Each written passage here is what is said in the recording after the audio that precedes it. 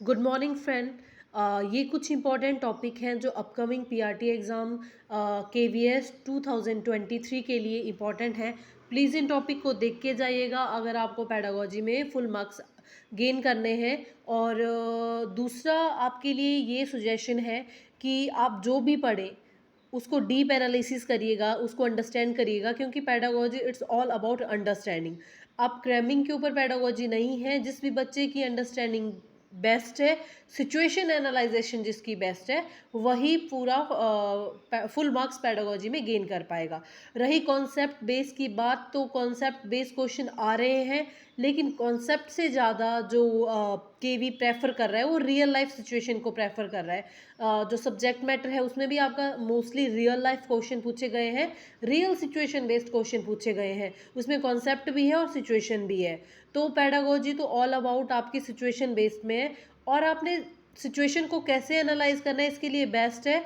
आपको सही या गलत नहीं देखना, आपको देखना है बच्चे के पॉइंट ऑफ व्यू से क्या सही है, क्योंकि हमारी एजुकेशन चाइल्ड सेंटर एजुकेशन है। तो आपने चाइल्ड के हिसाब से देखना है कि चाइल्ड को मैं सेंटर में रखूं।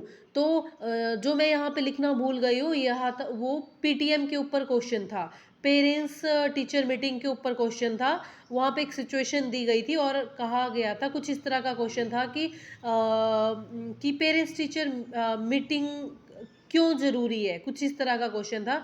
तो ये टॉपिक थे। क्रिटिकल थिंकिंग के ऊपर क्वेश्चन था, इंडिविजुअल डिफरेंस के ऊपर क्वेश्चन था।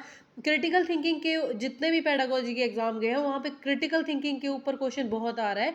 क्रिटिकल थिंकिंग या रिफ्लेक्टिव थिंकिंग, रिफ्लेक्टिव थिंकिंग भी क्रिटिकल थिंकिंग के अंदर ही आता है। रिफ्लेक्टिव थिंकिंग में ये होता है कि आप अपने विचारों को फिर से रिफ्लेक्ट करते हो, फिर से सोचते हो। लेकिन अगर दो ऑप्शन है, क्रिटिकल थिंकिंग और रिफ्लेक्टिव थिंकिंग, तो अगर कोई पर्टिकुलर लैंग्वेज नहीं दे रखा है कि आप अपने विचारों को पुनः विचार कर रहे हैं, तो वहाँ पे ऑप्शन क्रिटिकल थिंकिंग ही होता है, क्योंकि क्रिटिकल थिंकिंग के अंदर ही, क्रिटिकल थिंकिंग का ही पार्ट रिफ्लेक्टिव थिंकिंग है। इंडिविजुअल डिफरेंस के ऊपर क्वेश्चन आ रहे हैं, जैसे बॉडी वेट, हाइट, ये सारी चीज़ें जो अलग अलग है, ये किस हिसाब से अलग है। सोशल डिफरेंस है कि इंडिविजुअल डिफरेंस है कि फिजिकल डिफरेंस है, फिजिकल स्ट्रक्चरल डिफरेंस है। तो इस तरह से आप समझ सकते हो कि ये तो फिजिकल डिफरेंस है, ठीक है। और डायलेक्सिया के ऊपर क्वेश्चन आ रहा है, पियाजे के ऊपर क्वेश्चन आ रहा है, सोशल लर्निंग के ऊपर बहुत क्वेश्चन आ रहे हैं, एक्सपेरिमेंटल लर्निंग के ऊपर भी बहुत क्वेश्चन आ रहे हैं। सम टाइम एक्सपेरिमेंटल लर्निंग के ऊपर क्वेश्चन आ रहा है, सम टाइम एक्सपीरियंस लर्निंग के ऊपर भी बहुत क्वेश्चन पूछे जा रहे हैं।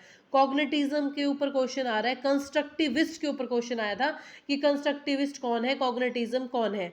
यूनिट प्लान और इंस्ट्रक्शन प्लान के ऊपर बहुत क्वेश्चन आए थे, यूनिट प्लान और इंस्ट्रक्शन प्लान के ऊपर कम से कम 4 क्वेश्चन आए थे। Vygotsky understanding learner, 5 to 10 question understanding of learner थे कि आप लर्नर को किस तरह से अंडरस्टैंड करोगे।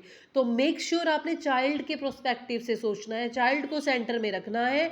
अगर आप उस सिचुएशन में ये नहीं देखना है कि मेरे हिसाब से क्या सही है, आपने देखना है कि बच्चा के लिए क्या सही है। जो भी बेस्ट ऑप्शन बच्चे के लिए होगा आपने वही कर देना है। याद रखना, पेडागोजी में कभी भी टीचर बच्चे की मिस्टेक नहीं होती, जो भी मिस्टेक होती है वो टीचर की होती है, या तो हमारे को करिकुलम या को करिकुलम की होती है। बच्चा यहाँ पे बिल्कुल इररिस्पॉन्सिबल होता है हर चीज़ के लिए, तो आपने उस तरह से अपनी थिंकिंग प्रोसेस को रखना है। अंडरस्टैंडिंग लर्नर है और सिचुएशन बेस्ड बहुत क्वेश्चन है। तो प्लीज़ आप जितना भी टाइम आपके पास बचा हुआ है, इन टॉपिक को रिवाइज करिए and rock the exam. Hope you all the very best. Pedagogy section बहुत इजी आ रहा है और आपका बहुत अच्छा हो अगर आपके कॉन्सेप्ट क्लियर है। Thank you and have a good day. Please subscribe the channel for to motivate me, ताकि मैं आगे भी इस तरह की हेल्पफुल वीडियो को डालते रहूँ। Thank you.